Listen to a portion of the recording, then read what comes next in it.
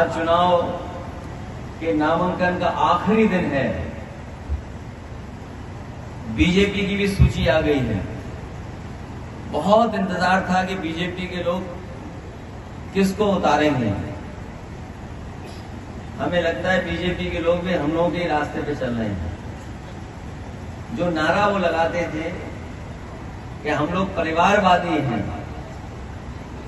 जो हमें और आप पर आरोप लगाते थे कि हम लोग परिवारवादी हैं, लेकिन बीजेपी हम लोगों से और आगे निकल गई। अब वो रिश्तेदारवादी हो गए हैं वो लोग।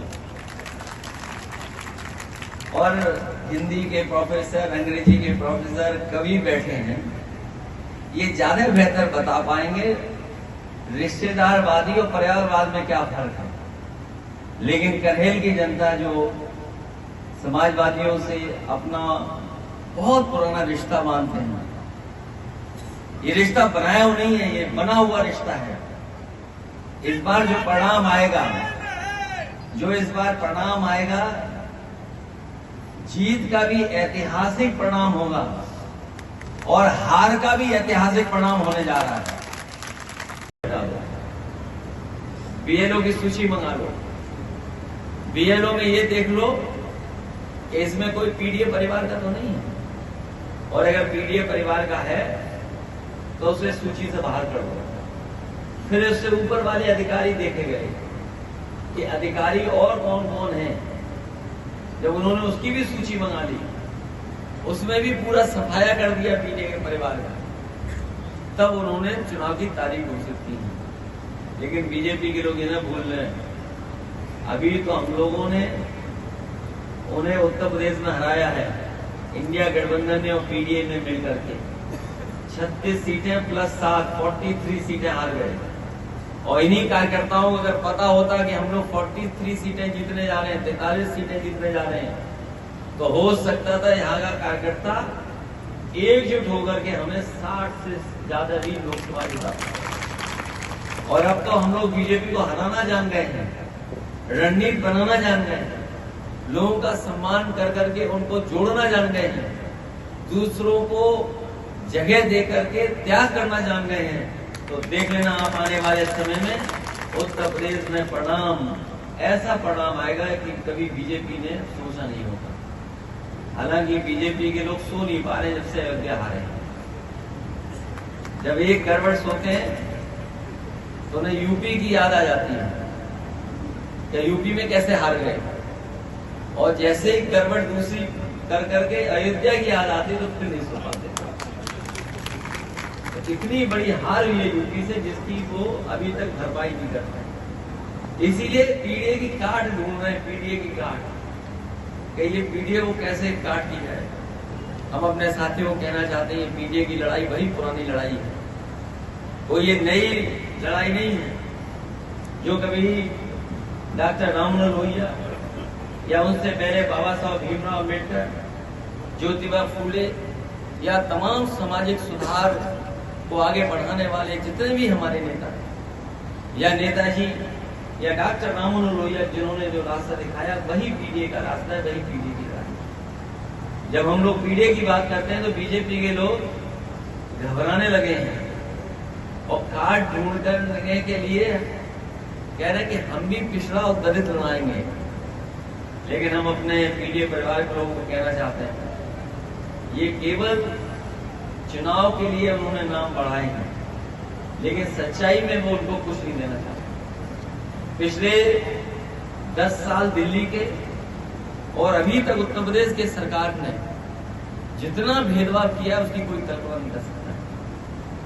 राजनीतिक तौर से भी भेदभाव किया है, समाज में भी हम लोगों के साथ भेदभाव किया है, अधिकारी गण होंगे वो जानते होंगे भेदभाव किया है।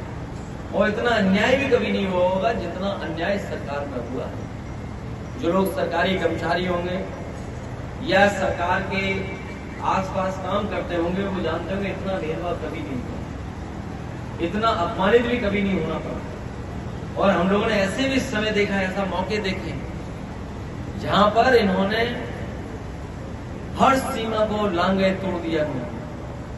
हाल ही में आपको याद होगा जब सुल्तानपुर की डकैती हुई और सुल्तानपुर की डकैती को लेकर के पूरे प्रदेश में भारतीय जनता पार्टी की बदनामी हुई कि भारतीय जनता पार्टी की सरकार में लगातार बैंकें लूटी जा रही हैं, बैंकें लूट रही हैं, एटीएम लूट रही हैं, सुनारों को मारा जा रहा है, सुनार लूटे जा रहे हैं।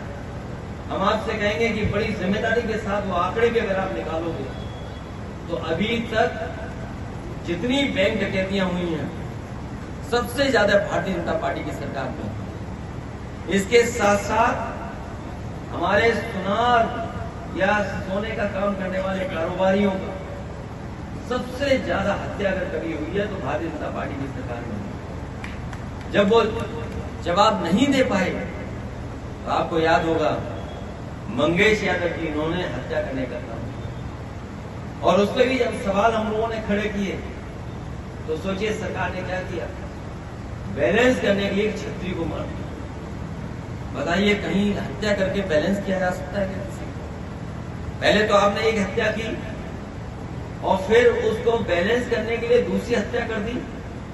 इस सरकार ने मुठभेड़ के बहाने एक हत्या नहीं की है, दो हत्याएं की हैं। और न केवल उत्तर प्रदेश बल्कि देश की जनता जानती है कि भारतीय जनता पार्टी न संविधान मानती, न कानून मानती और न ही लोकतंत्र पर भरोसा करने वाली पार्टी है। इसलिए जब कभी भी जनता को आने वाले समय में मौका मिलेगा, भारतीय जनता पार्टी को ये सबक सिखाने का काम। और जिन्होंने ध्यान से अखबार पढ़ा होगा वो जानते होंगे पुलिस भी लूट रही है आजकल। यहां तो कोई नहीं कहेगा, लेकिन सब जानते हैं कि इतना भ्रष्टाचार कभी नहीं पड़ा होगा जितना भारतीय जनता पार्टी की सरकार में पड़ा, और किसी भी स्तर पर देखेंगे। पहले हम लोगों ने कानपुर में देखा था कि पुलिस वाले चांदी चुरा के ले गए, और अभी 2 दिन पहले पता लगा कि वो पैसे जो थे वो भी चोरी कर दिए पुलिस ने, उसमें पुलिस ही पकड़ी गई। ऐसा उत्तर प्रदेश में कभी नहीं हुआ होगा कि जो पुलिस चोर को पकड़ती है, पुलिस चोर पुलिस को पकड़ रही है। ऐसा कभी उत्तर प्रदेश में नहीं हुआ जितना ये भारतीय जनता पार्टी की सरकार में हुआ। जिन्होंने कहा नौकरी दे देंगे, अब नौकरी है कहां, रोजगार कहां है? पिछले 7 साल का हिसाब लगा लो कितनी नौकरी मिली, रोजगार नहीं है। महंगाई कहां पहुंच गई है बताओ? डीजल पेट्रोल या जिन बातों को हम लोगों ने चुनाव में कहा था, बताइए कहां पहुंच गई? और आज भी कीमतें कैसे कम हो उसको लेकर के सरकार को कोई चिंता नहीं है।